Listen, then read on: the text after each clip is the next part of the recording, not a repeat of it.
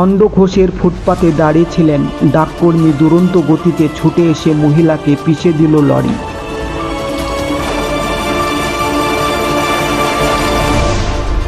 Police সূত্রে জানা গেছে দীপালি খণ্ডঘোষের কামালপুর এলাকার বাসিন্দা, ডাকঘরে চাকরি করতেন।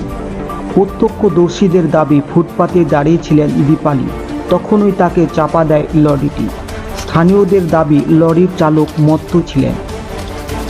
দুর্ঘটনার পর স্থানীয় লোকেরা লরি আটকে বিক্ষোভ দেখাতে শুরু করেন, যদিও ততক্ষণে ঘটনাস্থল থেকে পালিয়ে যান লরির চালক এবং খালাসি।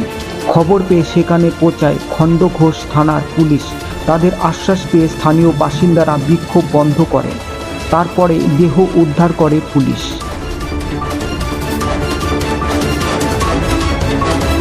মৃতার প্রতিবেশী রমেশ সাহা জানিয়েছেন, দীপালির 2 মেয়ে এখনও পড়াশোনা করছেন। তার স্বামী বেশ কয়েক বছর আগে মারা গিয়েছেন। এসডিপিও অভিষেক মণ্ডল জানান, পুলিশ মৃতদেহ উদ্ধার করেছে। শুক্রবার ময়না তদন্ত হবে। ঘাতক লরিটিকে আটক করা হলেও চালক এবং খালাসি পালিয়ে গিয়েছেন।